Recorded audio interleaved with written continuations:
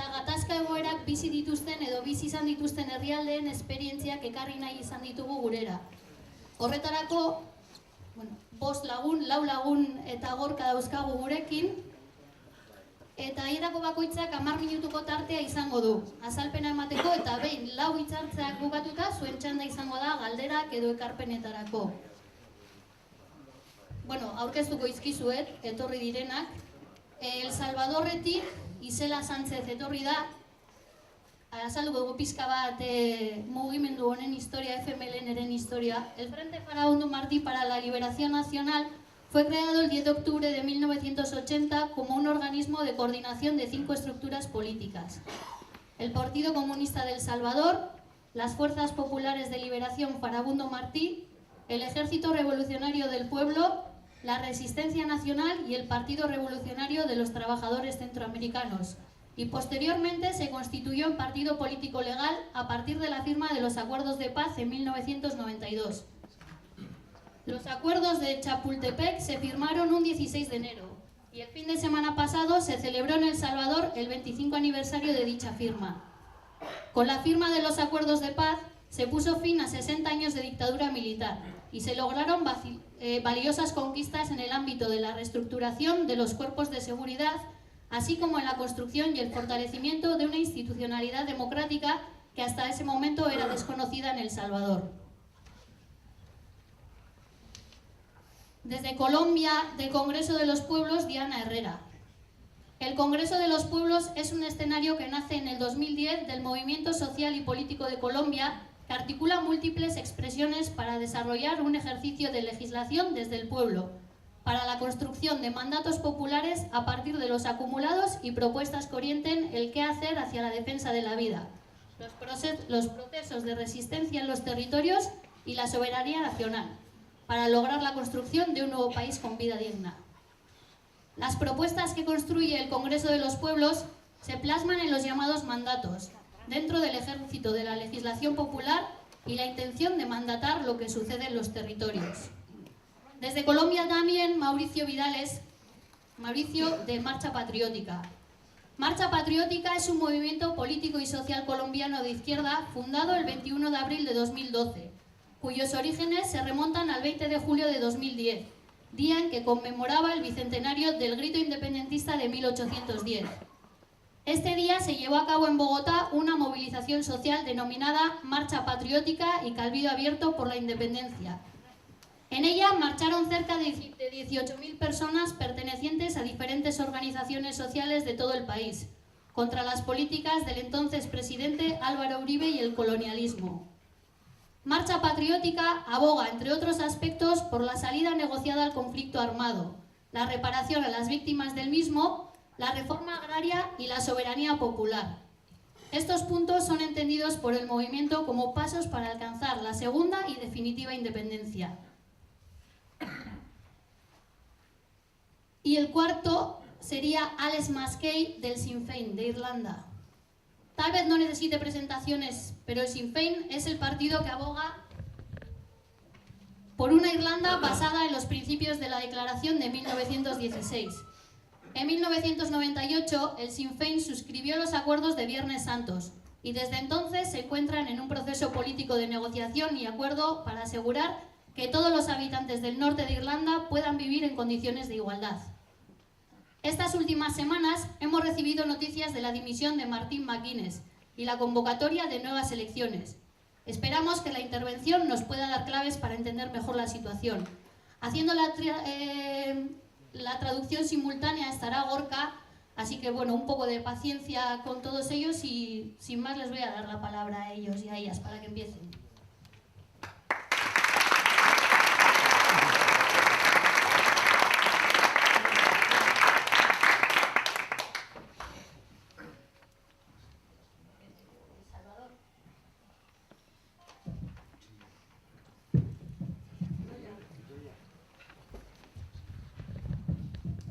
Sí, muy buenas tardes.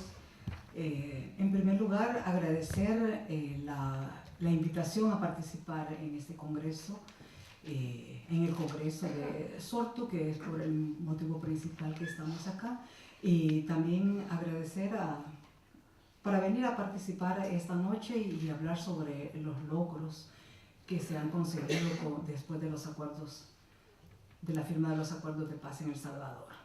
Si bien es cierto, la firma de los acuerdos de paz dio fin a un conflicto armado que dejó más de 70,000 personas muertas y desaparecidas, no solamente del frente, sino que también de la población civil, también de las Fuerzas Armadas. Con la firma de los acuerdos de paz, no se comenzó el proceso que el pueblo quería y el pueblo anhelaba en ese momento. Sí fue muy importante dar término a la Fuerza Armada, a la lucha armada, que no había podido ser por la vía pacífica, por procesos electorales, no había podido ser posible. Pero a pesar de eso tuvimos 17 años más de gobiernos de la derecha, 60 años de dictaduras militares, pero después de los acuerdos de paz tuvimos 17 años de diferentes gobiernos de extrema derecha. Siguió la represión selectiva, los escuadrones de la muerte no dejaban de funcionar y fue con mucho esfuerzo y con mucha lucha del pueblo que se llegó a ser parte del gobierno en 2009 con la llegada al poder del presidente Mauricio Funes, que aunque no era el frente que ganaba, era ya en alianza con el frente y tuvimos más posibilidades. Han habido muchos logros. En primer lugar, con el presidente Funes se inició un proceso de reformas educativas, siendo nuestro actual presidente ministro de Educación.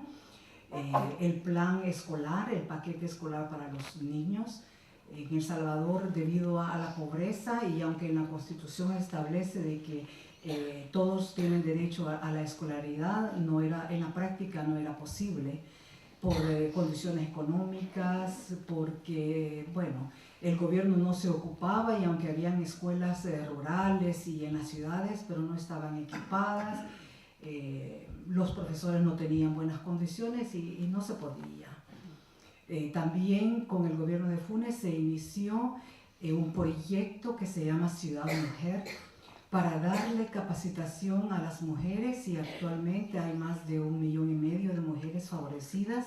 Llevan 5 casas en diferentes departamentos de Ciudad Mujer, donde se les enseña cómo ellas salir adelante con independencia económica, reciben estudios, reciben apoyo legal, pueden tramitar documentaciones, y en el tiempo que están estudiando no hay problema de que tienen hijos y no tienen con quién dejarlos. También hay sección de guardería para los niños. También el gobierno Arena dejó mucha limitación en precarias condiciones, 359 centros de salud y hospitales, y ya el frente ya van por 900 centros de salud y hospitales, y ha construido un hospital de especialización para enfermedades, diferentes enfermedades relacionadas con la mujer, el Hospital de la Mujer que se llama. También en el proceso, ahora con el presidente Salvador Sánchez Serén, se inició el gobierno, las charlas que se llamaba Gobernando con el Pueblo, donde hay reuniones y con los diferentes sectores de la sociedad. También las asambleas legislativas, las asambleas populares del pueblo en las ciudades y en el campo, donde la población tiene diálogo directo con las instituciones también, no solamente con el presidente, sino que diferentes organismos, donde plantean lo que hacen, los proyectos que tienen de desarrollo, de educación, de salud, lo que sea, y también tienen la posibilidad la gente de hablar y de expresar de sus necesidades. También se ha implementado a partir de 2016 la universidad en línea para todos los jóvenes o personas que no habían podido terminar sus estudios por diferentes motivos y ahora por medio de la universidad en línea pueden hacerlo. Y hay oficinas en todos los departamentos. También se ha reducido el precio de los medicamentos, se ha estabilizado porque antes no había esa posibilidad, los precios los ponían de acuerdo a como querían. También la salud, ahora todas las personas tienen acceso a la salud y es gratuito, no se pagan las consultas. Y hay muchas cosas más que en El Salvador se están desarrollando. Y lo importante para nosotros, y es un punto muy necesario, es que en el 2018 se van a hacer otras elecciones para elegir alcaldes y diputados. Y eso es muy importante porque es la antesala y es decisivo para la elección del nuevo presidente en el 2019. Y nosotros estamos seguros que tenemos que dar una batalla, que el pueblo tiene que estar unido y consciente, porque no podemos echar para atrás. La derecha, tanto nacional como la oligarquía internacional, han mantenido muy bloqueados este año. El presupuesto de desarrollo para este año solamente fue aprobado al final de tantas discusiones y reuniones el miércoles, con 47 votos a favor, 11 que son del partido Arena, diputados de Arena, ellos no dieron su voto, pero ya se ha aprobado el presupuesto. Entonces se puede ya, los planes del gobierno de hacer el aumento de sueldo, el sueldo mínimo y el escalafón para los empleados de la salud, para la Policía Nacional Civil y los proyectos de educación, de salud, de la universidad, entonces se puedan seguir desarrollando. Bueno, eso sería por ahora. No sé, después habrá una ronda de preguntas. Sí. Sí, haremos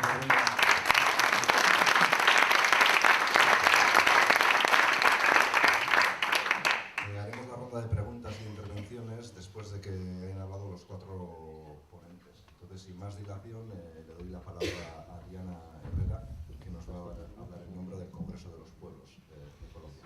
Buenas tardes. Ya yo me presento como Congreso de los Pueblos, pero también como mujer, madre de cabeza de familia y exiliada colombiana. Y me alegra sinceramente ver las compañeras presentes en esta asamblea, ya que son un espacio, una fuerza importante para los compañeros, para la lucha para los Países Vascos y para toda la lucha de los pueblos. Quiero comenzar con un pequeño mensaje que hace el Congreso de los Pueblos Colombia. El Congreso de los Pueblos envía un fraternal y solidario saludo al pueblo vasco, a Sortu, y muy especialmente a quienes luchan por construir una Euskal Herria libre y soberana, en donde las personas tengan el derecho a decidir.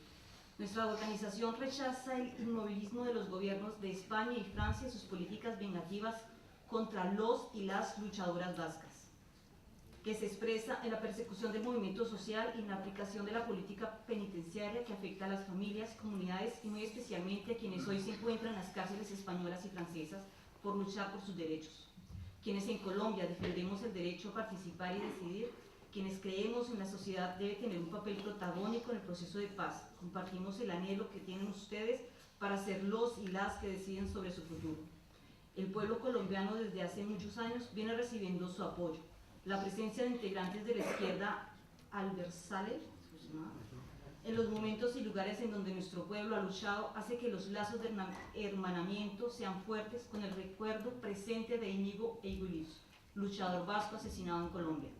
Queremos decirles, compañeros y compañeras de Sortu, que los apoyamos en su lucha por la paz integral y definitiva para Euskal Herria y les animamos a continuar luchando para que los enemigos de la paz y todos aquellos grupos y partidos que obtienen ventajas políticas y económicas con la guerra no los lleven a un escenario sin soluciones. Su lucha es nuestra lucha.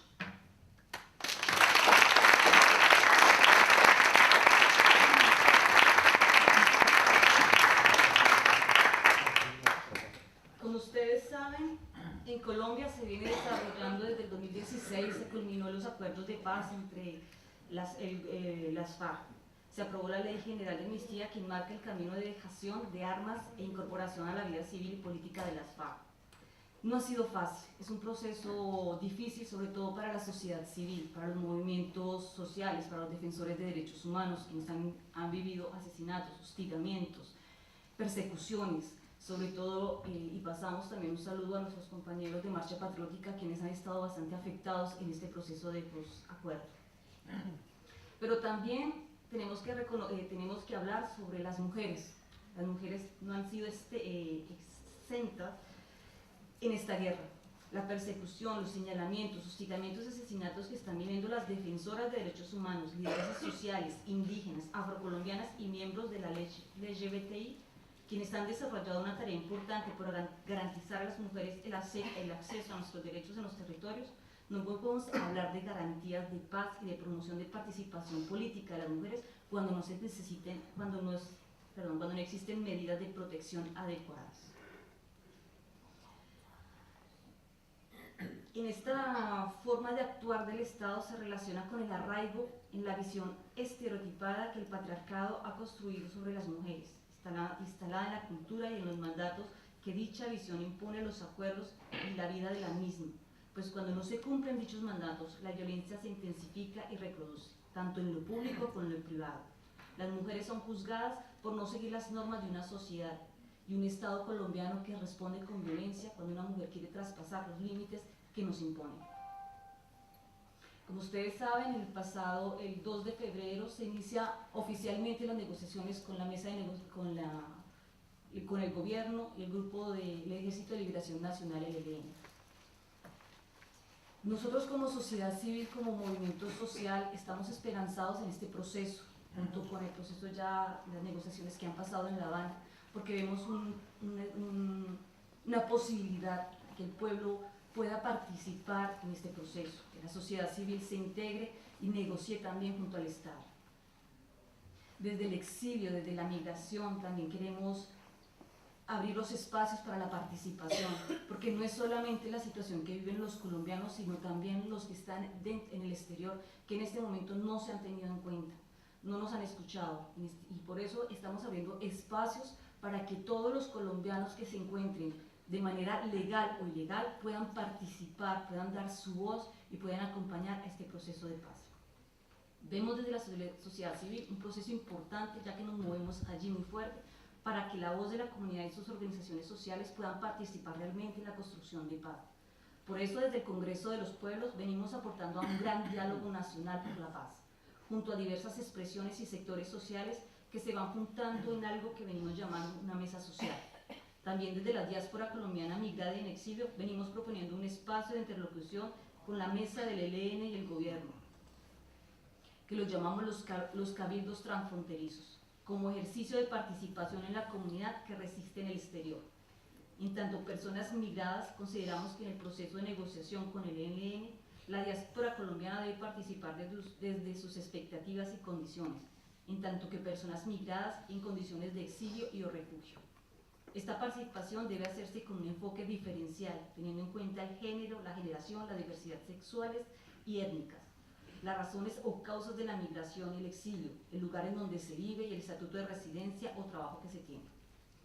Esta participación debe hacerse en todos los espacios y etapas del proceso. En consecuencia de ella debe hacerse en los espacios institucionales que se generen en las negociaciones entre el gobierno y la insurgencia y aquellos que vayan construyendo la sociedad.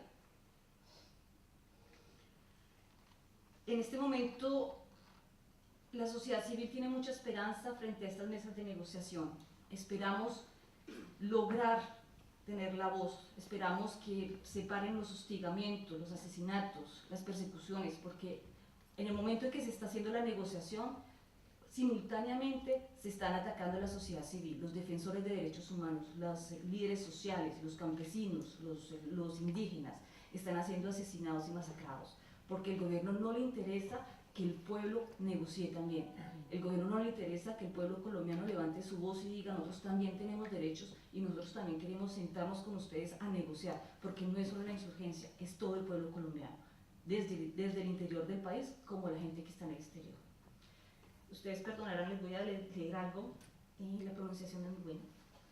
Es que rico, Eskerrik asko eta berzakada. Gora Euskal Herria askatu.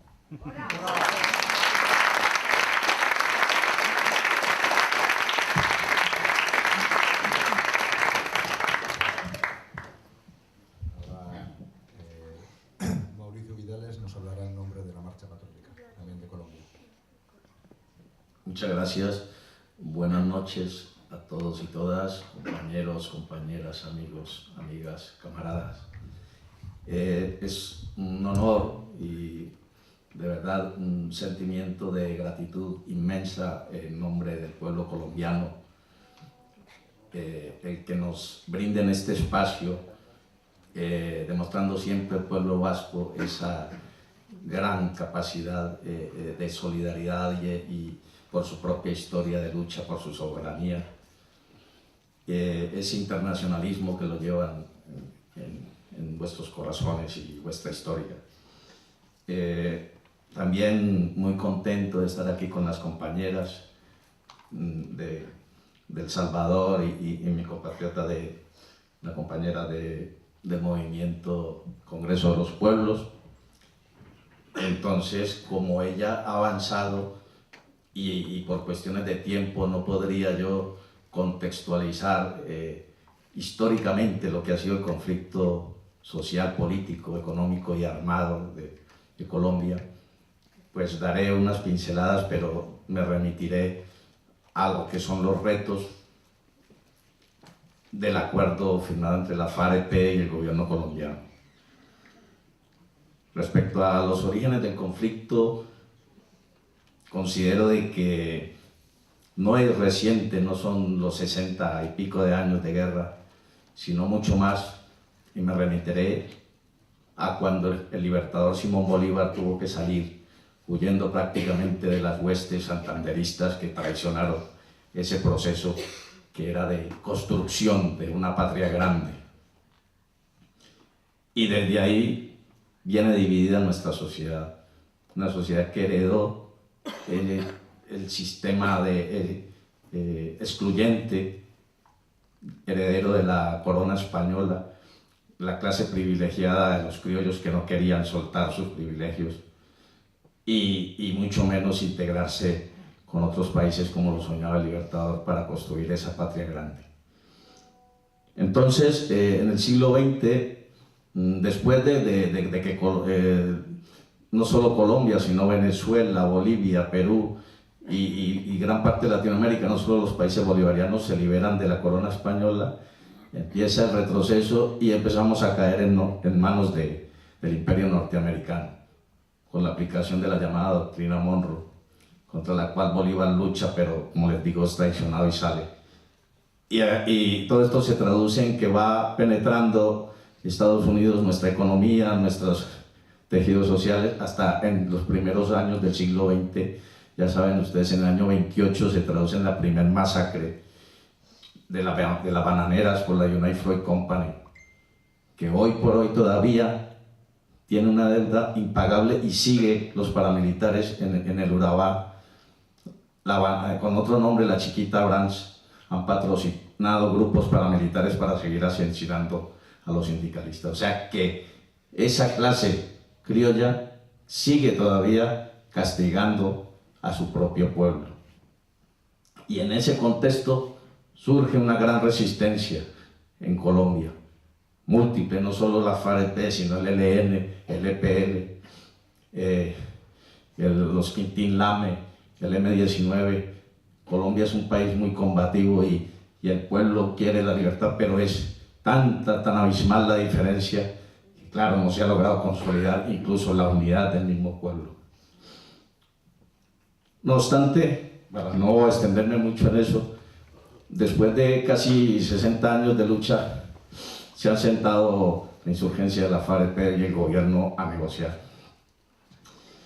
Y si bien estos acuerdos no son la revolución, sí tenemos que destacar algunos alcances que, si presionamos para que esos acuerdos de verdad se implementen, es mucho lo que se puede lograr. Digamos que es un giro estratégico.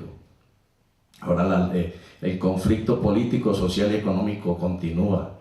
La lucha de clases va a continuar, pero bajo otras condiciones. ¿Sí? Ahora se acaba de votar la ley de amnistía, que es muy importante. Van a salir más de 4.500 prisioneros de guerra y políticos. Esperamos que con los diálogos del ELN salga otra cantidad enorme, porque eso es lo que no se sabe por aquí, la cantidad de presos políticos en Colombia y cómo siguen siendo victimizados y cómo a partir, como decía bien la compañera, a pesar de que se ha firmado este acuerdo con la FAREP, siguen asesinando los activistas sociales, los sindicalistas, los campesinos, los estudiantes, los y las.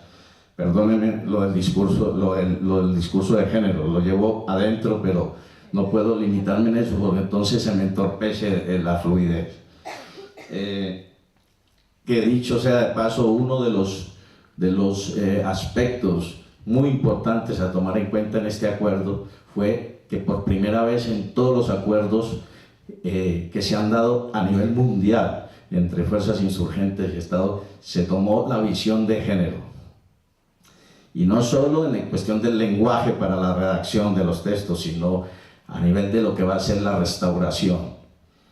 Incluso para la titulación de tierras se va a tener mucho en cuenta la mujer, porque, como bien lo dijiste vos, pues, el patriarcado allá es tremendo, y a pesar de que las mujeres han sido las mayores víctimas en este conflicto, pues han permanecido acalladas. Y este acuerdo, la FARC, hay que resaltar esto, lo tuvo muy en cuenta, creó una comisión que se integró también con mujeres de la sociedad civil, de organizaciones de derechos humanos, y hubo participación, quizá no la que quería la FARC, pero se lograron algunos acuerdos importantes, como también la participación política, el desarrollo rural integral, que va a costar de una reparación de unas 10 millones de hectáreas para titulación de tierras a despojados y para la implementación de sistemas de producción agrarios colectivos con la sustitución de los cultivos ilícitos. También muy importante el aspecto de la verdad, sobre todo porque en estos acuerdos, en el centro de los acuerdos estuvo presente siempre las víctimas. Y por primera vez también se va a juzgar de una manera real a los verdaderos, digamos, victimarios, que la mayoría son las mismas fuerzas militares y las fuerzas paramilitares que han trabajado en connivencia con las fuerzas del Estado. El 80% de los grandes crímenes fueron cometidos por ellos, y no lo decimos nosotros, sino los mismos informes de la ONU.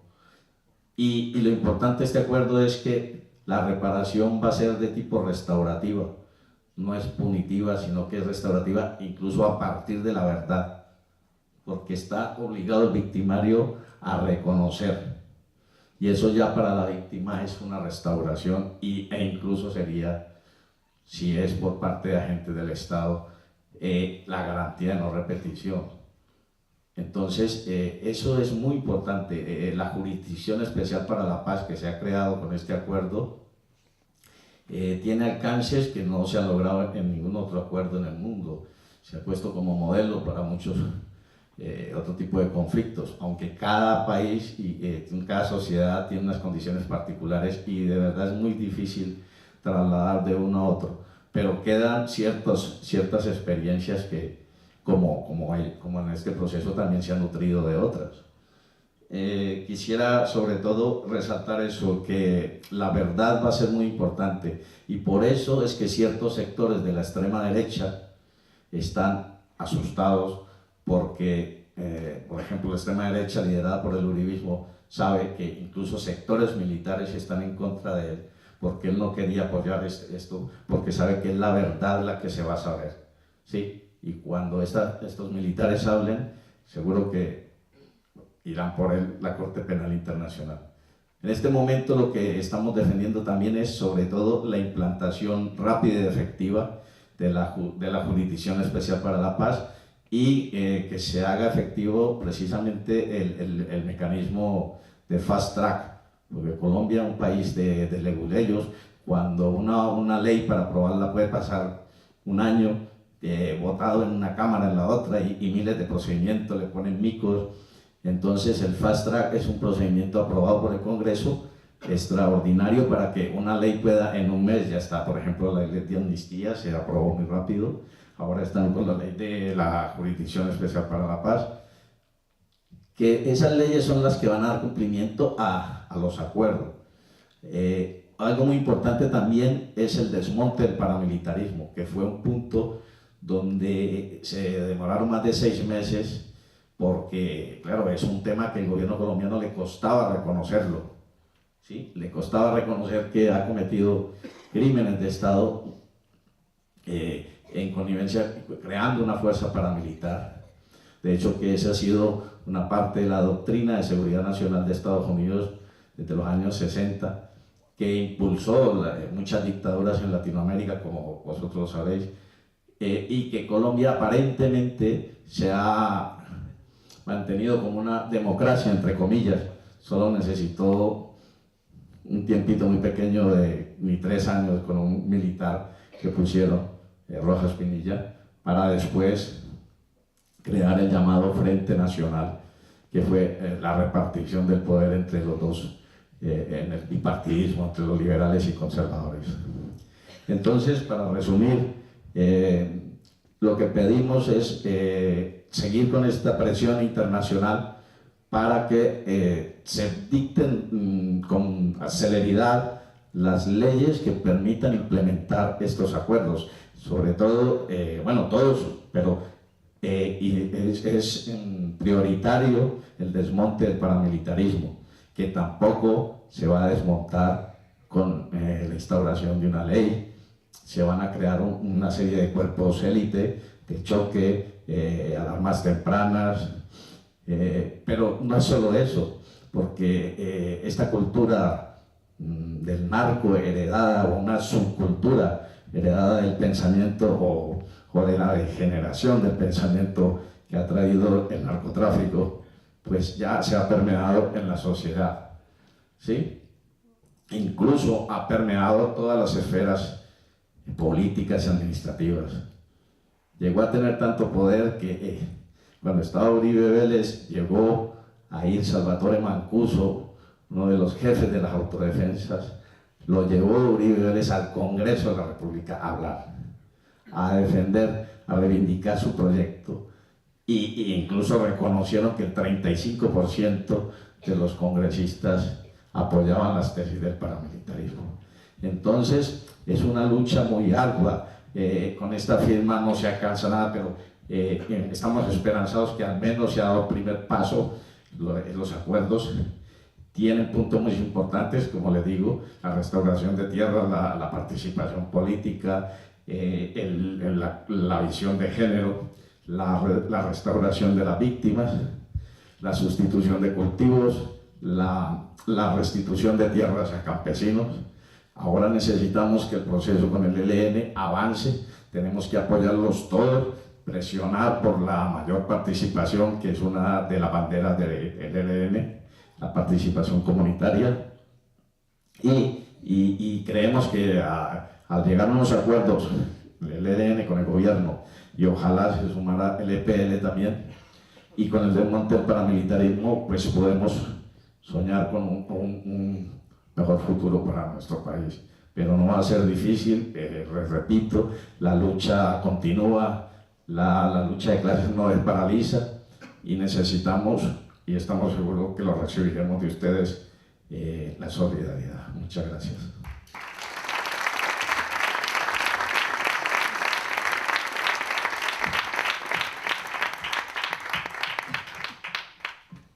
Alex Maskiri itxa eman aurretik, hor bat, lehen aipatuten bezala, nik bere itzulpena ingo dut, baina joango gara pizkanak egiten. Berak hitz egin eta ondoren nik itzulpena gazteleraz egiten joango naiz, orduan pazientzia apur bat eskatzen dizuet. Muchos de vosotros conoceréis a Lesmaski, lleva décadas representando al Sinn Féin. Durante esa lucha ha tenido un montón de posiciones diferentes dentro del Sinn Féin y del movimiento republicano. Ha sido alcalde de Belfast, hoy en día es diputado en Stormont y bueno, él va a tener la oportunidad de ponernos al día de cuál es la situación en política en Irlanda. Entonces, sin más dilaciones, le paso la palabra. Okay, thank you. Go for it, please. First of all, could I thank you all for giving myself on behalf of Sinn Féin the opportunity to address you here this evening. I'm particularly honoured to share a platform with our comrades from El Salvador and Colombia. Both countries, both struggles, we have a lot of lessons to learn from, and be very keen to explore that over the weekend that we're all here. Primero, le gustaría decir que es un honor para él estar aquí representando al Sinn Féin y que es un honor también compartir la mesa con compañeras de Salvador y de Colombia. Dos luchas de las que también tenemos mucho que aprender. I mean, I think two key points that I heard from our comrades earlier from, for example, El Salvador, was that the end of the conflict was not the end of the struggle. In fact, many of us would argue that's really only the beginning. Él querría resaltar dos cosas que han dicho las compañeras anteriormente en sus discursos. La primera es que la firma del Tratado de Paz no fue el fin del conflicto, pero no el fin de la lucha. Él diría que incluso el comienzo de la lucha. And I think also the comments from our comrade from Colombia makes it very clear that we can reach agreements, we can bring an end to a conflict, but those agreements must be fully implemented. And that has to be the byword of any struggling people, and I commend the Colombian comrade for recognising that that's a fundamental principle that they need to be very vigilant about. También quiere decir o resaltar que, como han dicho los compañeros colombianos, es muy importante y vital en la firma de cualquier acuerdo la implementación de dicho acuerdo, que la implementación es tan importante como la firma. And I say that in particular because the current situation at home in Ireland at the moment, in the north of Ireland, is that so many years after our peace agreement in 1998, our political institutions in the north have now collapsed.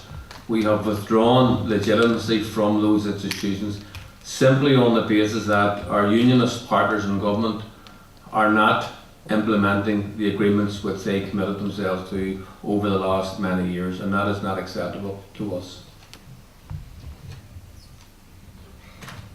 Dice que para ellos este último punto que ha resaltado, la importancia de la implementación de los acuerdos, es de vital importancia a la hora de hablar de la situación política en Irlanda, porque si vemos cuándo se firmó el acuerdo de Viernes Santo, en el 98, y cuántos años han pasado después de entonces, y vemos que recientemente las instituciones irlandesas del norte del país han colapsado, y que ese colapso se debe precisamente a la falta de interés, a la falta de voluntad política de parte de sus socios unionistas de hacer cumplir lo que estaba acordado en el acuerdo de Viernes Santo.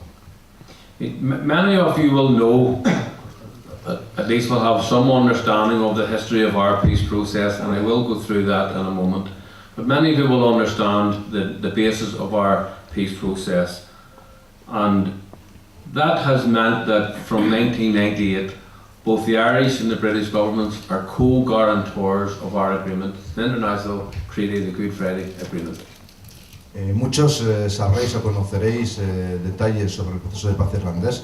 No va a explicarlo en detalle, pero como muchos de vosotros sabréis, quiere señalar o quiere explicar algunos puntos importantes de ese acuerdo. Como consecuencia del acuerdo de Viernes Santo y a partir de la firma del acuerdo de 1998, los gobiernos de Irlanda del Sur y el gobierno británico son garantores, creo que se dice así en castellano, garantistas de la implementación del acuerdo, porque el propio acuerdo así lo recoge. So our institutions in the north have to be in a partnership government, a coalition government, and that is led by Sinn Féin and our political opponents within unionism, the DUP. But that partnership government has to embrace the concept of partnership, where we work with each other in respect and treating each other with equality. And that has to be guaranteed by both the British and the Irish governments. Ese acuerdo también recoge que cualquier gobierno que se forme en el norte tiene que ser un gobierno de coalición que incluya a las dos comunidades, en este caso al Sinn Féin y a los unionistas del DUP, perdón. Pero ese acuerdo no se puede entender como una mera coalición, sino que se entiende que se tiene que trabajar conjuntamente como un equipo, respetándose uno al otro y en igualdad de condiciones. Y que dicho gobierno también tiene que ser respetado por los gobiernos británico e irlandeses. So I'm proud to say on behalf of Sinn Féin that for 10 years, from 2007, our party and the DUP led the coalition government for 10 years, during which I believe we achieved a lot, many things socially and economically, and some building community relations. But in the past year, the largest unionist party, our partners in government, have begun to behave like they want to not share power, but divide power in a very discriminatory fashion, and we cannot accept that. Puedo decir orgulloso en nombre del Sinn Féin que la última década, desde el 2007 hasta muy recientemente, han sido capaces de tener un gobierno conjuntamente con el DUP que ha sido capaz de desarrollar muchas políticas sociales y económicas en beneficio de Irlanda. Pero desgraciadamente la posición de los unionistas durante este último año no ha sido igual, y han tenido una posición muy discriminativa hacia el conjunto y muy poco respetuosa con la realidad irlandesa. So our immediate circumstances are that our party leadership has withdrawn from the northern institutions. They have now collapsed. We are now facing an election in 6 weeks' time, and post those elections we will resume negotiations during which we hope to consolidate the institutions and to move the process back into a stable format. Debido a ello, los líderes del Sinn Féin decidieron retirarse del gobierno de esas instituciones y como consecuencia van a tener nuevas elecciones en 6 semanas, y ellos esperan que los resultados de esas elecciones les ayude a constituir una institución otra vez fuerte y estable. So the next few weeks will determine the next phase of our process, particularly in the north of Ireland, and the people will have their vote in the next few weeks, and we will move forward from there. But I want to go back to the principles of our process. Por lo tanto, las próximas semanas van a ser vitales y van a marcar el ritmo del proceso de los próximos años. Pero quiere volver al principio y quiere volver a seguir explicando cuáles son los principios básicos del proceso de paz irlandés. I think for us, in terms of conflict resolution, there have to be principles within which you would guide yourself through any process, because we all know that short of any military victory, there will always have to be negotiations with your opponents, perhaps with your enemies. There have to be compromises reached, but we have to begin with the foundation principles within which we will develop any peace process.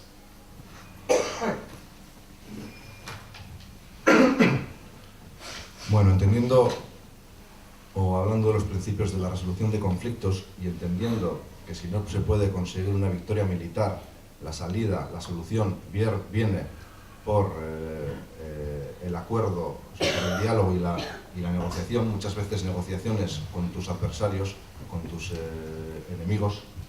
So when we came to the end of the 1980s and the early 1990s, both the IRA on the Republican side and the British recognised that neither side would have a military victory over the other.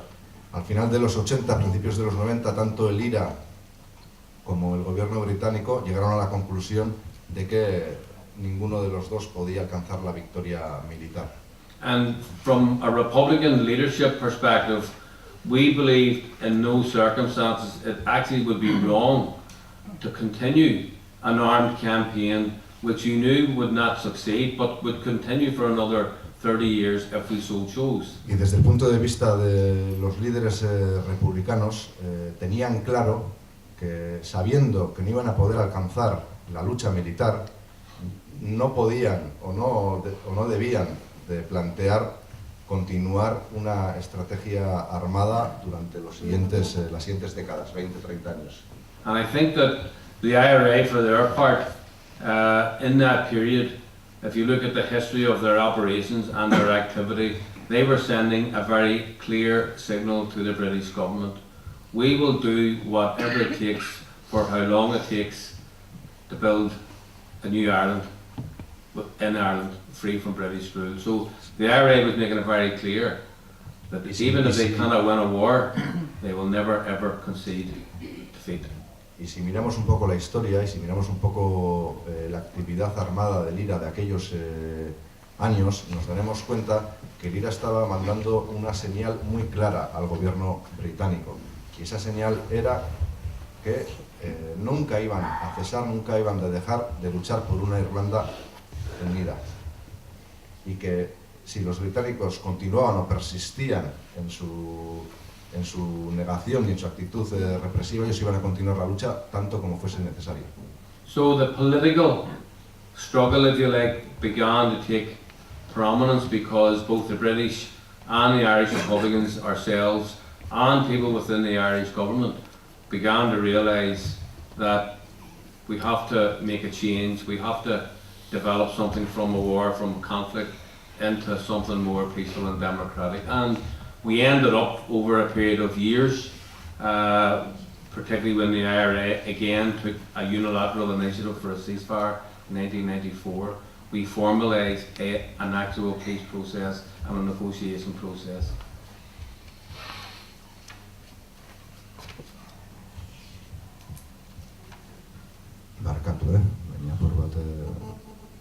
Bueno, entonces, llegados a la conclusión, tanto británicos como republicanos, como tanto el gobierno irlandés menciona de que la victoria militar no era posible, la lucha política empezó a convertirse predominante en la isla. Y se dieron cuenta todos, tanto ellos como sus adversarios, de que tenían que mover el escenario irlandés de una situación de conflicto, de confrontación armada, a una situación más pacífica y democrática. Y es en esos años, a principios de los 90, y él menciona el 94, cuando el IRA decidió dar un alto el fuego unilateral, que fue el que dio comienzo a una fase de diálogo y negociación. And like an armed struggle, like a war, like any conflict, a peace process and negotiations can be dangerous, and we have to be very vigilant when we're engaged in those processes. Como en cualquier guerra, como en cualquier confrontación, como en cualquier proceso de paz, las negociaciones son peligrosas también. Y tenemos que ser conscientes de esos peligros. So we set ourselves a number of strategic objectives which would guide us in any engagement that we were having with either the British or indeed Irish governments. Entonces se marcaron una serie de objetivos estratégicos que les sirviesen de guía, de camino a seguir en sus negociaciones con el gobierno británico y con el gobierno irlandés. And those strategic objectives included a need for us to maintain internal cohesion within our organisations and within our support base. It's very important to keep people unified. Esos objetivos estratégicos incluían diferentes puntos. Uno de ellos, para ellos muy importante, era la necesidad de mantener cohesión interna, la necesidad de mantener el movimiento unido en un proceso de este tipo. So our objectives were to maintain unity amongst ourselves and our own membership, to make sure that we could build allies beyond ourselves to increase our strength. Entonces, uno de esos objetivos estratégicos, como ha dicho, era mantener al movimiento unido. Junto a ese objetivo estratégico, el segundo era construir nuevas alianzas con otros sectores para ser más fuertes. And to try to deny our opponents the ability to coalesce at every opportunity. So we tried to make sure that we divided our enemy, if you like. Entonces, y repitiendo, cohesión interna, buscar nuevas alianzas, y el tercero que menciona, que se marcaron como objetivo, fue tratar de buscar la división de sus oponentes, de sus adversarios, tratar de dificultar que entre ellos se pusiesen de acuerdo y fuesen más fuertes. And our strategy at its heart was simple. It was to build political strength. We could fight an armed struggle for another 30 years. We had to prepare to build a successful, peaceful political struggle. Nuestra estrategia, en el corazón, en el fondo, era muy simple. Nuestra estrategia, a fin de cuentas, era conseguir mayor fuerza política. Hubiésemos sido capaces de mantener la lucha armada durante 30 años más, o lo que hiciese falta, pero necesitábamos cambiar la situación y conseguir más fuerza política. And for us, a very important means of that was to win more votes across the island of Ireland in every election that we contested. Y para ello, para nosotros, se convirtió en fundamental el conseguir más votos, mayor número de votos, en todas las elecciones que se celebrasen en Irlanda. So we are very, very pleased that today we can say that we are the largest nationalist Republican party in the north of Ireland. Hoy, años después, podemos decir muy contentos que somos en el norte de Irlanda el partido nacionalista más grande. We have elected representatives in every part of Ireland. Tenemos representantes electorales en cada rincón de Irlanda. We have a total of 4 European MPs representing right across the island of Ireland. Tenemos 4 eurodiputadas representando diferentes regiones de Irlanda. We have members of parliament in the British Parliament. We don't take their seats in the Parliament, but we are actively engaged with the British government ministers. Tenemos diputados en Westminster, en el Parlamento británico, y aunque no cojamos nuestros asientos de diputados, trabajamos allí y construimos nuestras relaciones con el gobierno británico. And we're now the largest effective opposition party in the Irish Parliament. Y somos también el partido de la oposición más importante en el sur del país, en el Parlamento de Dublín, del sur de Irlanda. So in terms of a mandate, we have increased our mandate tremendously, and we're very honoured about that. Si miramos al mandato que teníamos y que tenemos, podemos decir que nuestro mandato ha incrementado muchísimo durante los últimos años. But we must continue to grow in order to make further achievements in the peace process. Pero tenemos que seguir creciendo si queremos seguir avanzando en el proceso de paz.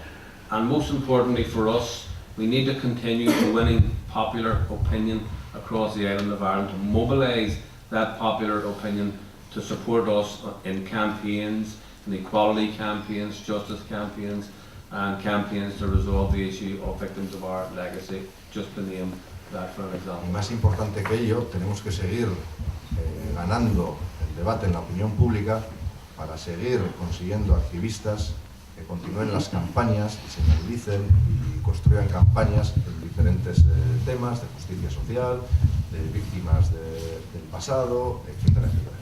And I will say that whilst we acknowledge and we are very proud of our achievements in the last number of years, we know that many of our support, some of our members, have been discontented because they do not believe that the process is delivering as fast and as radical as it needs to do. Y si bien yo he dicho, y así es, que el liderazgo del Sinn Féin está muy contento con los logros que se han alcanzado durante estos años, también tengo que decir que parte de nuestras bases no está contenta con lo que este proceso de paz ha traído hasta ahora, o con la rapidez de ese proceso de paz, o con la rapidez de la implementación del mismo. And we make it clear to our members, we make it clear to our community and our political opponents, and it's the same message that we're hearing from El Salvador. It is not sufficient to be in government. That government has to deliver in the interest of society and of your community. It has to deliver in the interest. So people have hopes in a peace process that society will change for the better. So for us, it is not just about being elected or having new votes. It's about making sure that when we are in government, that we deliver for the people that we represent. Y desde el principio alertamos de esos peligros, tanto a nuestros militantes como a nuestros adversarios políticos, porque a fin de cuentas nuestro objetivo no es estar en el gobierno. Nuestro objetivo es cambiar las cosas desde ese gobierno. Y es para eso que estamos luchando. And one word of warning or caution to us ourselves is that whilst our party is becoming much stronger and more popular, the overall vote within our community is decreasing because people feel, is the peace process delivering what we hoped for in the armed campaign? And that's a very important question that our community is asking, and we're going to answer that question. Our community, the number of nationalists and Republicans now voting has reduced because many of our community are not, they're not as content with the political process. So for us, we are saying we don't want simply to be in government, we want to make that government deliver radical change. Venía esa explicación a cuenta de que él dice que si bien el Sinn Féin se está fortaleciendo y cada vez tiene más representantes, es verdad que dentro de la comunidad nacionalista y republicana el número total de votos que han recibido últimamente se ha reducido. Y eso en su opinión tiene que ver con lo que ha explicado antes. Esto es, que ellos están en el gobierno para cambiar las cosas. Y si no lo consiguen, la gente no está, como es lógico, no está contenta. I would finish off on maybe 2 or 3 points. One is that for us, a leadership is absolutely necessary. We need a strong leadership which is prepared to take initiatives, which is prepared to lead from the front and not simply follow the members or the base.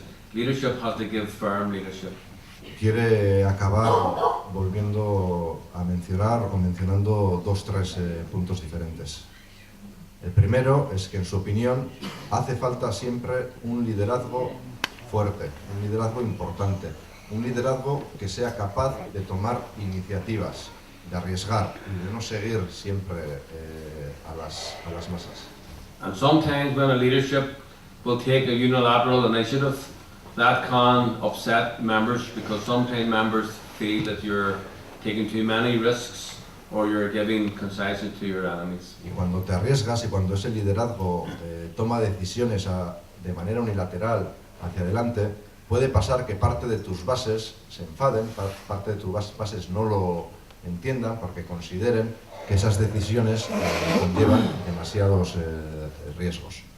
And we believe that whilst the detail of that is applicable to each particular conflict area, the question of delivering leadership and taking initiatives for us is just it has to be done. For us, there is no dispute. We need to have a leadership which is prepared to be courageous and to take steps forward, even if it upsets ourselves at times.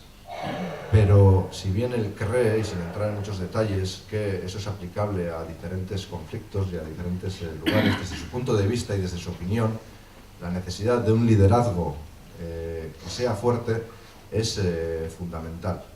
No importa si algunas de las decisiones que ese liderazgo tome le enfaden a uno mismo, en este caso a él mismo se pone como ejemplo. So I would just finally conclude on saying that certainly a lesson that we have learned, sometimes at great cost to ourselves, is that for every time we will have a strategy or a new strategy to deal with circumstances, our opponents will always have a counter strategy. Otra cosa que han aprendido a lo largo de todos estos años y que es muy práctica en su opinión es que siempre tengamos en cuenta que cada vez que nosotros pensamos un paso estratégico para dar en la consecución de nuestros objetivos, tengamos en cuenta que nuestros enemigos están haciendo precisamente lo contrario, también decidiendo qué pasos estratégicos dar para que los nuestros resulten futiles. So I look forward over the weekend to listening to our comrades again, and we always have to learn from each other in each of our own conflict areas, because all of us learn different experiences and we must learn from each other. Y le gustaría terminar o concluir diciendo que está deseando pasar aquí el fin de semana para tener la oportunidad de discutir, de hablar con diferentes camaradas, para aprender de otros conflictos, de otras situaciones. Cree que es algo fundamental y enriquecedor para todos, y sin más os da las gracias.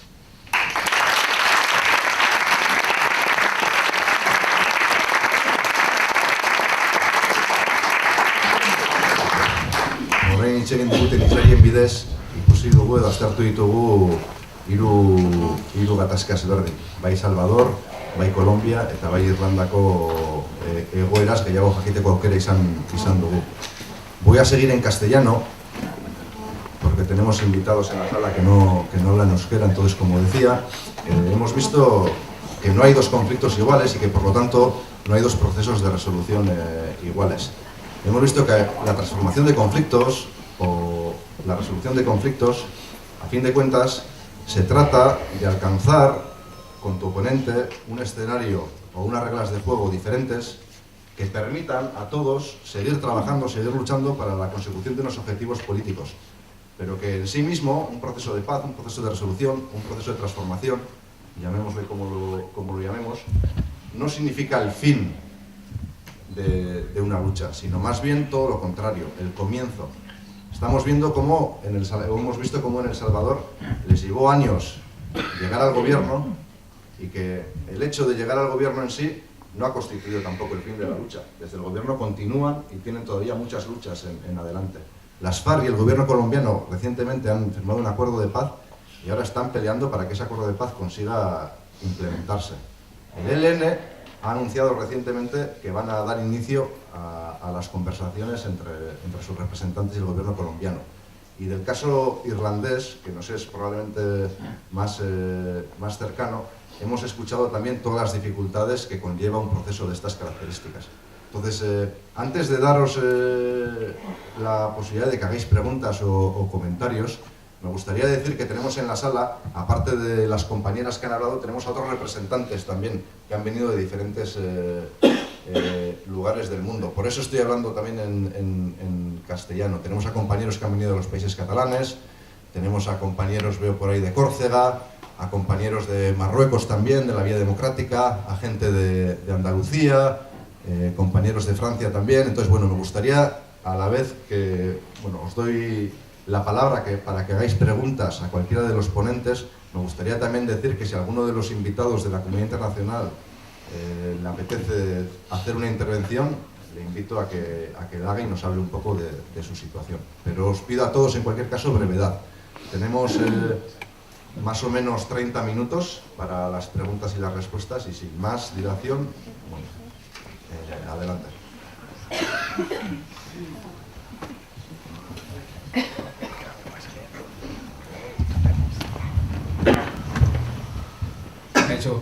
Mi pregunta es para la representante del FMLN de El Salvador. El 17 de enero se cumplió el 25 aniversario de la firma de los acuerdos de paz. Quisiera que nos explicaras en qué valoración desde el FMLN de los acuerdos de paz, de la implementación durante estos años y después de la fórmula Funes primero y del gobierno del FMLN de El Salvador. Vamos a coger 2 o 3 preguntas y luego vamos a hacer las respuestas, ¿vale? Si os parece bien. El compañero Mohamed de Vía Democrática.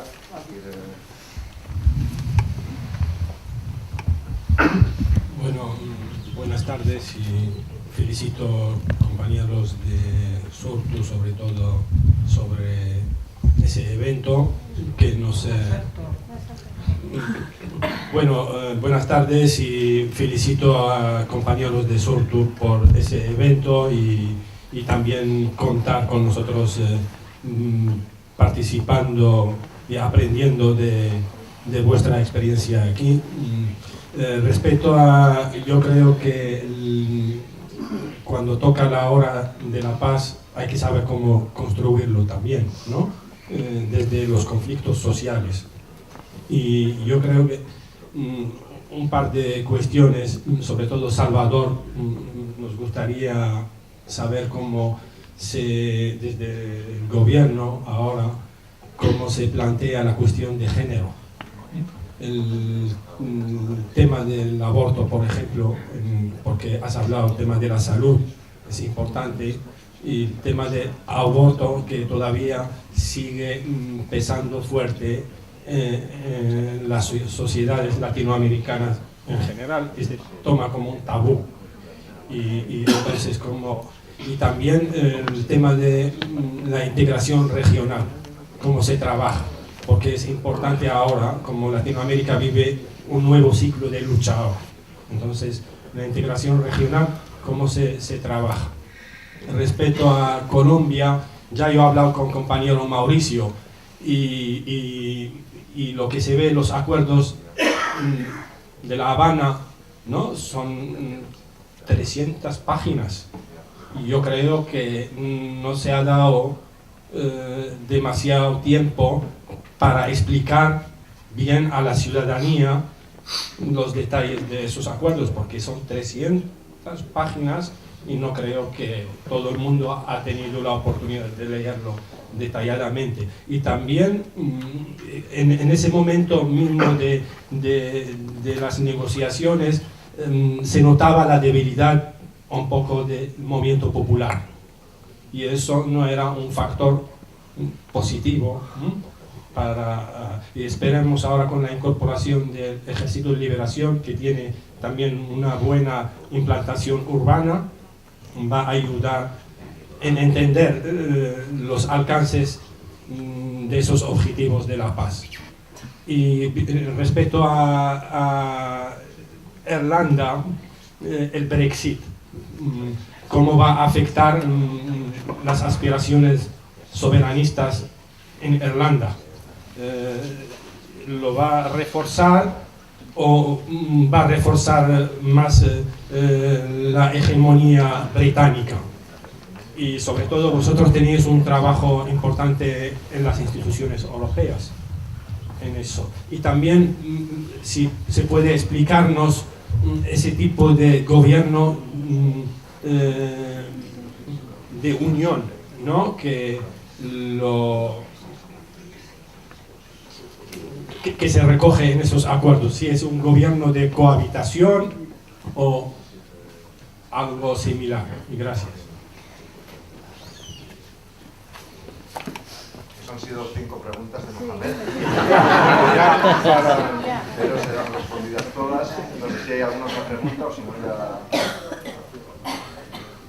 Pues igual hacemos una ronda, porque como hay preguntas para todos, cada uno que responda a lo que le han preguntado, y empezamos con la compañera de Salvador. Sí, en relación a los acuerdos de paz, ¿cómo lo vemos nosotros? Fueron 9 puntos en la negociación. Primero, las Fuerzas Armadas, la creación de la Policía Nacional Civil, el sistema electoral, el sistema judicial, el tema económico-social, la participación política del FMLN, el cese del enfrentamiento armado, que era lo principal, la verificación de la ONU y un calendario de ejecución. El punto principal, de mayor gravedad, era el cese del conflicto armado. También dentro de las Fuerzas Armadas y el Ejército tenían 14 mandatos de poder en El Salvador. Y después de la firma de los acuerdos de paz se hizo modificaciones a la constitución política y ahora tienen 2 mandatos, que es de defender la soberanía nacional y defender la integridad de la nación, esas cosas. En cuanto al tema económico-social, la mesa de negociación por parte de la derecha, en la que estaban integradas el gobierno y la empresa privada, ellos se retiraron de las negociaciones bastante tiempo, muchos años, y no les interesaba. En El Salvador han habido, a partir del gobierno de Mauricio Funes, muchos avances. Se creó el Tribunal Electoral, se han creado nuevas mesas de diálogo también, la posibilidad del marco de nuevos entendimientos para que el país avance. Se ha también implementado el documento único de identidad, que en El Salvador lo que antes existía era una cédula, y por eso en El Salvador hasta los muertos podían votar, porque la cédula era un documento muy fácil de falsificar. La creación de una ciudad mujer, como decíamos, reformas del sistema educativo y de salud, desarrollo agrícola, la implementación del ALBA Petróleo, de ALBA Alimentos, de la semilla de producción, ALBA Medicamentos, que esto es proyectos de desarrollo con la colaboración directamente de Venezuela y de los países integrantes del ALBA. También, como decíamos, el presupuesto para el 2017, que equivale a 2,9 millones de dólares para desarrollo, para educación, para también promover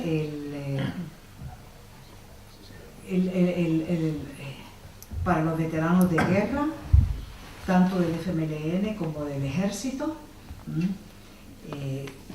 Tenemos también 25.500 personas en 75 comunidades que no estaban con ningún ingreso y que han obtenido pensión, la pensión del gobierno. También el programa de gobierno ha sido el resultado del diálogo de país. Con eso se ha implementado el plan quinquenal de 5 años. También el sistema dirigido a obtener resultados visibles, la participación ciudadana, estrategias reales que se pueden cumplir, la visión de país, que es un proyecto a largo plazo hasta el 2034. Esas son de las prioridades de El Salvador, que El Salvador sea un estado productivo, estudiado, capacitado y un Salvador seguro. Y los 5 proyectos estratégicos dentro de este plan es la ocupación de los jóvenes, empleos para los jóvenes. Los niños y los jóvenes son el futuro del país. Mejorar la calidad de vida y por lo tanto establecer y construir una buena estrategia de comunicación territorial con todas las regiones del país. Un sistema de transporte de futuro, el CITRAN, que ya la primera etapa se ha inaugurado y está dando muy buenos resultados en El Salvador. Los diálogos con la población, gobernando con la gente. También hay un programa que se llama el Festival del Buen Vivir, donde las instituciones informan de los avances y servicios que se ofrecen en el país. Se han fundado 257 asambleas ciudadanas con 2.600 dirigentes y en 14 asambleas en el campo, donde todo el mundo tiene participación. El diálogo de Casa Abierta, donde la que era en los gobiernos de derecha la residencia del presidente, esto se ha ocupado para tener, él no vive allí, él sigue viviendo en su residencia, en su casa normal, donde él vivía antes, y la casa presidencial es la que se está utilizando para hacer estas reuniones de Casa Abierta, donde el gobierno recibe delegaciones de sectores, de todos los sectores de la sociedad. También los campesinos y los indígenas son una prioridad para nuestro gobierno, con cerca de 50.000 campesinos que han sido favorecidos con las leyes a partir desde el 2009. Se ha formado el Consejo Nacional de Seguridad Ciudadana y Convivencia, conformada por el gobierno y todos los sectores de la sociedad, las Naciones Unidas, la Comunidad Europea, entre otros. Apoya a la agricultura a través del CENTA, planes de agricultura familiar, promoviendo el desarrollo de 10 ramas de la producción y mejoras en la pesca, acuicultura, que se llama de la pesca, de los granos básicos, de hortalizas, de los productos lácteos, de frutas, también el mejora de la producción de la miel de abeja, el café, el cacao, artesanías y el turismo rural. Estos son aspectos que el gobierno está desarrollando. También preguntaban sobre el aborto. Si bien sabemos, la tradición en nuestros países de América Latina, patriarcal, la religión también muy enraigada, entonces el aborto en El Salvador es penalizado. Y en ese sentido, ya el FMLN ha integrado en la Asamblea un plan de peticiones de reformas al aborto que no sea penalizado, porque hasta el aborto con finalidades de salud, de que corra riesgo la mujer, que tenga enfermedades terminales o que se compruebe de que el feto no está en condiciones, también ese tipo de aborto es penalizado. Entonces se está haciendo un estudio para hacer reformas y de eso estamos claros y se sigue luchando. Y también se trabaja mucho en los programas de género para darle a la mujer también que se empodere en la forma de producción, que sea independiente, que sea cabeza de organizaciones. Dentro de la asamblea también se está buscando que la mujer tenga más y mayor participación ciudadana también. Y bueno, eso es lo que puedo decir.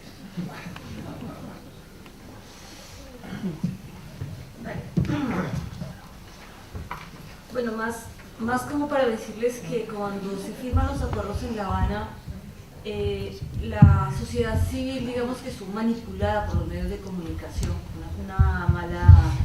hubo una desinformación real de lo que se pasó, y ahí jugó también la extrema derecha, que hizo un juego de tal manera que la sociedad civil, como ustedes saben, cuando se firma La Habana, el presidente Santos saca un plebiscito para preguntar y para revalidar ese proceso, y la comunidad colombiana dijo no, que para todos nosotros en un movimiento que hemos estado trabajando de izquierda fue muy doloroso que el pueblo colombiano diga no a un proceso de negociación con la paz.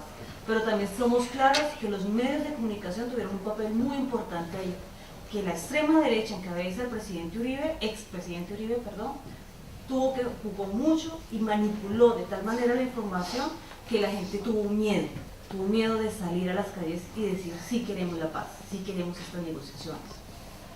En este momento, con la abertura de las negociaciones con el ELN, hay una posibilidad, una esperanza, y creemos que el pueblo colombiano puede participar, que la sociedad civil puede dar su palabra, puede dar su voz, y queremos hacer la unidad popular, de unificarnos un poco. Como decía el compañero de Irlanda, es muy importante que todos los grupos de izquierda nos unamos para que tengamos fuerza, para que trabajemos y para que construyamos un proceso de paz verdadero y duradero para todos los y las colombianos.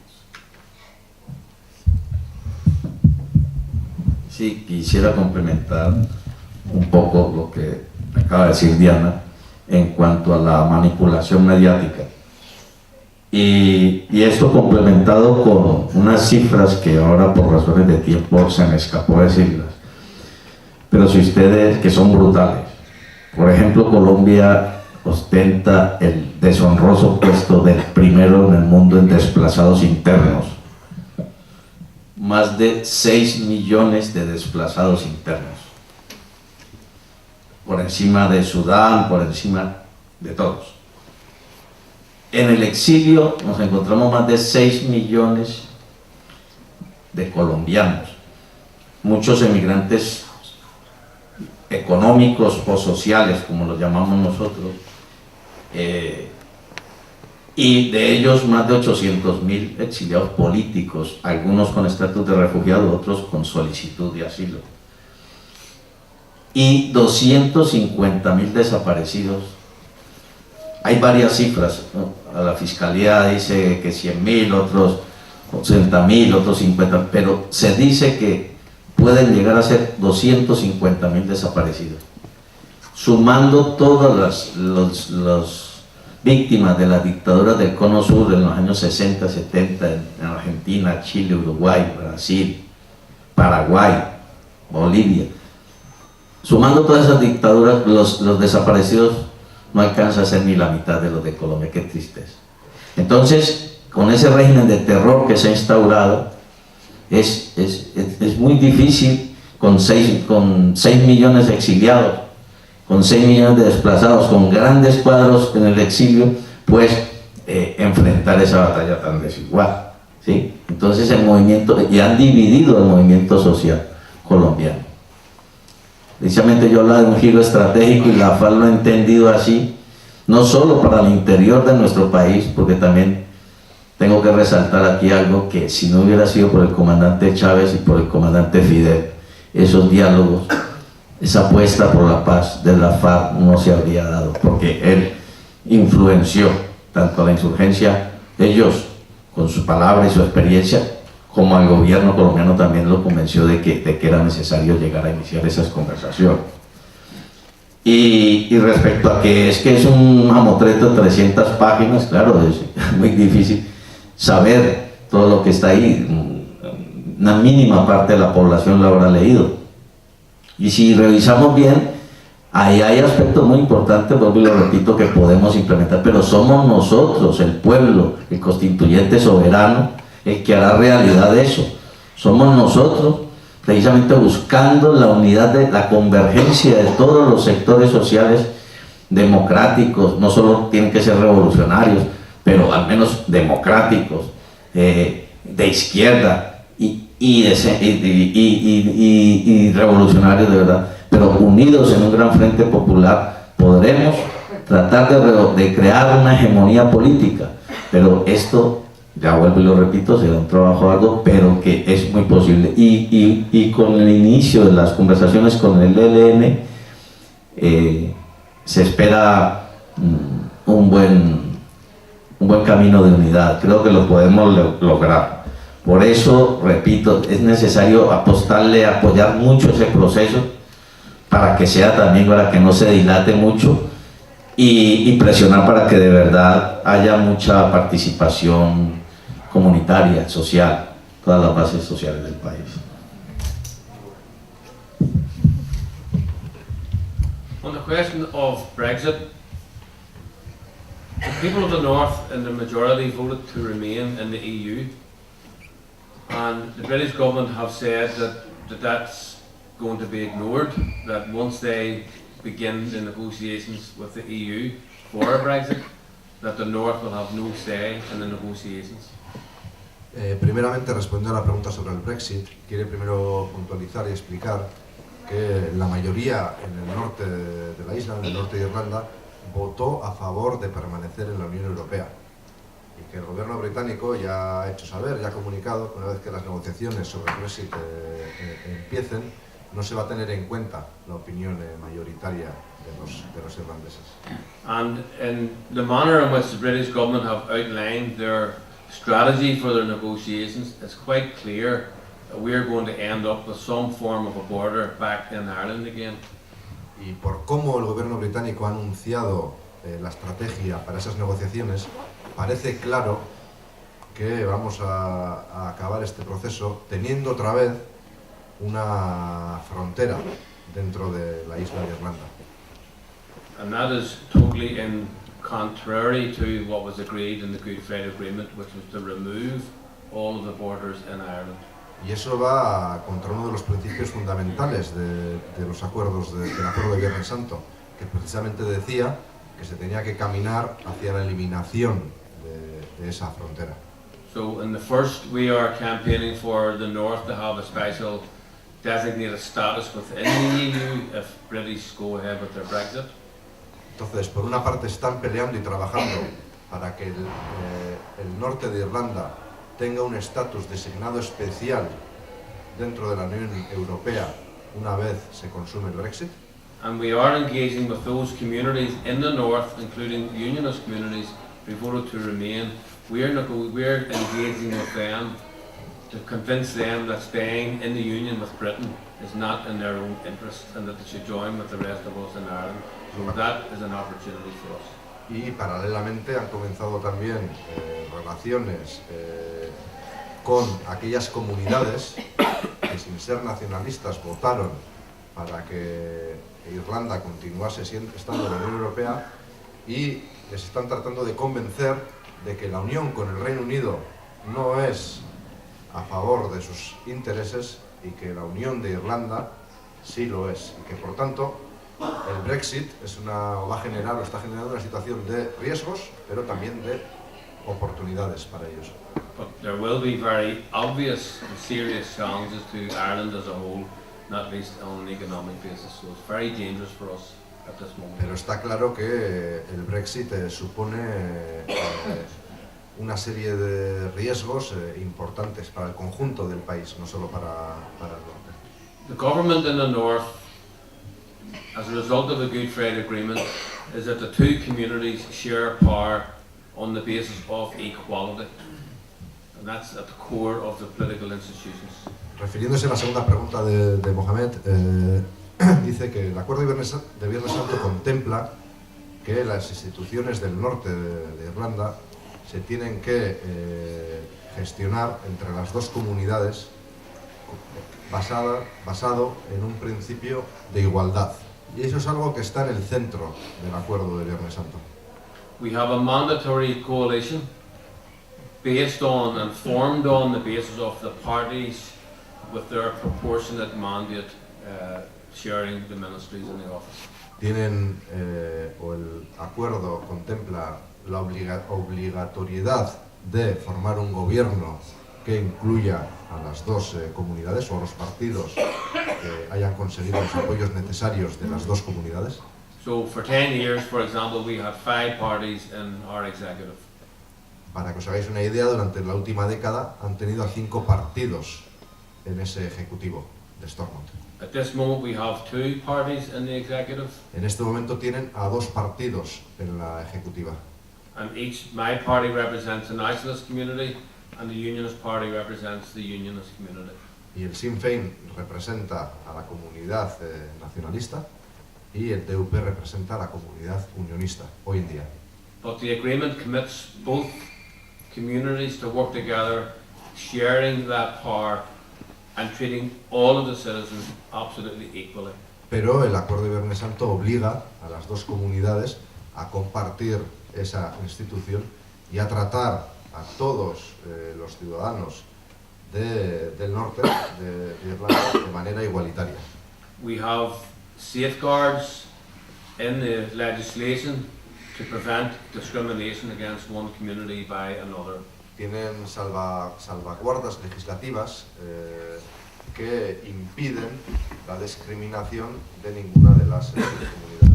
So in essence we then have a series of what we call mutual vetoes. So our party, as the largest nationalist party, can prevent something being imposed by the other party. Lo cual significa que tienen una especie de posibilidad para el veto mutuo, de manera que si ellos consideran que alguna política que los unionistas van a poner en marcha pueda resultar discriminatoria, la pueden paralizar. Y de igual manera, al revés.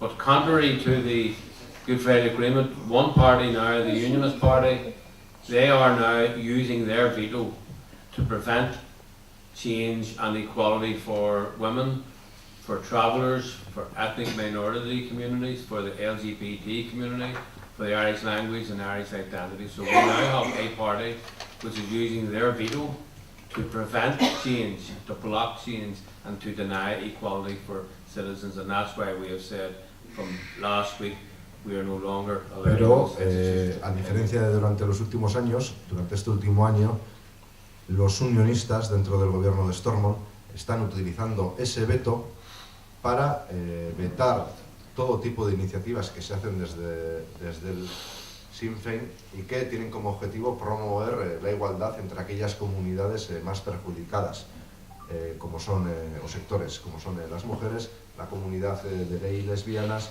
los travelers, que no sé cómo se traduciría, Egitua, bai, baina ez da Egitu, bueno, sí, más o menos, podría decirse.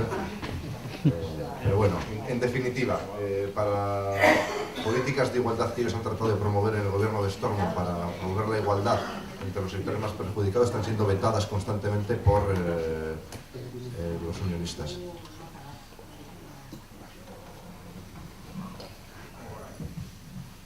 Nos da tiempo para una última pregunta o 2 preguntas máximo. Pero yo se la voy a lanzar a Mohamed, si nos importa. Perfecto. Es otro tipo de conflicto, pero le quería preguntar a Mohamed qué opina sobre el papel de su gobierno y el actual rey de Marruecos, Mohamed VI, en el conflicto del Sáhara Occidental, sobre la descolonización, la independencia y la situación actual de los refugiados en Tinduf, sin acritud. No, antes de pasarle el micro a Mohamed, solo decir que Mohamed representa la vía democrática y que el Movimiento de Liberación Nacional Vasco y la vía democrática llevan teniendo relaciones desde hace décadas, y bueno, que los líderes de la vía democrática han pasado décadas en la cárcel precisamente por defender al Sahara y por defender, bueno, lo explicarán mejor que yo. Es cierto que África también es un continente muy interesante a nivel de experiencias de lucha de liberación nacional. Y en África y sobre todo en Magreb ha sido muy pionero en eso a nivel del tercer mundo. Y desgraciadamente todavía siguen esos conflictos sin resolver, por una situación de herencia colonialista, imperialista y por las injerencias actuales de muchas potencias en ese continente. Respecto al gobierno marroquí, no es mi gobierno. Yo, primero porque es el gobierno del rey, de la monarquía, y es un gobierno sin competencias, porque en Marruecos el que gobierna es el palacio, y el rey tiene sus consejeros y tiene sus gabinetes, pero el gobierno es solo para una democracia de fachada, ¿no? Y últimamente hubo elecciones en Marruecos y nosotros desde Vía Democrática hemos lanzado una campaña de boicot muy activo en ese sentido, y entonces la participación en Marruecos llegó al ronda 18% de participación que han participado en las elecciones. Entonces ese gobierno que ha salido de esas urnas pues ha conseguido más o menos el 10%, para imaginar la credibilidad del sistema marroquí. En cuanto al conflicto del Sáhara, nosotros siempre hemos apoyado el derecho a la autodeterminación del pueblo saharaui, que es un pueblo hermano dentro de nuestro contexto magrebí, y la solución debe ser basada sobre un diálogo, negociar sobre una paz justa, y Marruecos evita atender esa demanda porque sabe que va a perder. Pero nosotros también ponemos el marco del Magreb, que hay que trabajarlo también.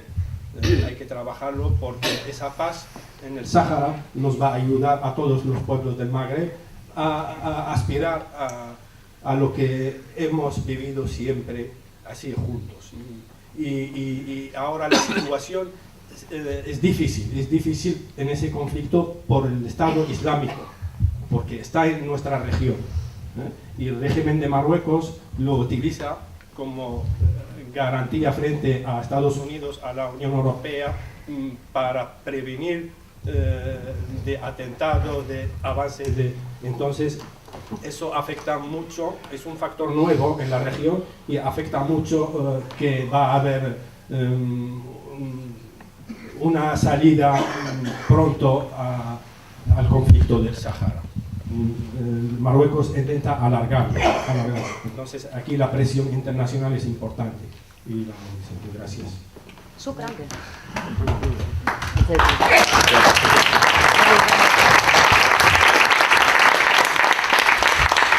Le paso la palabra a los compañeros de Andalucía. Sí, agradecer, compañeras y compañeros de Sortu, que nos hayáis invitado, que nos deis la posibilidad de estar aquí acompañando a vosotras, y terminar diciendo que me gustaría que aquí que se ve unidad de clase, unidad de lucha por la clase trabajadora, unidad de reconocimiento a esa soberanía y esa libertad de los pueblos, desde Andalucía nos gustaría hacer un llamamiento a esa libertad. En estos momentos en que sufrimos la barbarie de este sistema capitalista perverso, y asesino que es terrorista por definición, por el pájaro enjaulado, por el pez en la pecera, por mi amigo que está preso porque ha dicho lo que piensa, por las flores arrancadas, por la hierba pisoteada, por el árbol podado, por los cuerpos torturados. Yo te nombro libertad.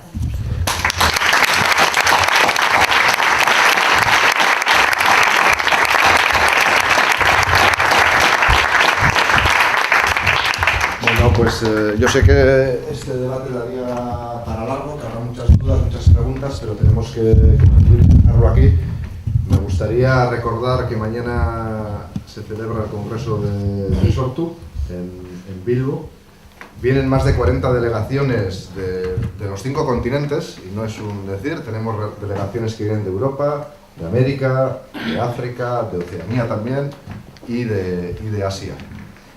Es una oportunidad para todos. Hemos tenido la oportunidad durante estos últimos meses de debatir, de decidir qué tipo de Sortu queremos. Todavía queda tiempo para unas últimas horas para votar a los miembros del Consejo, así como para votar también sobre las enmiendas.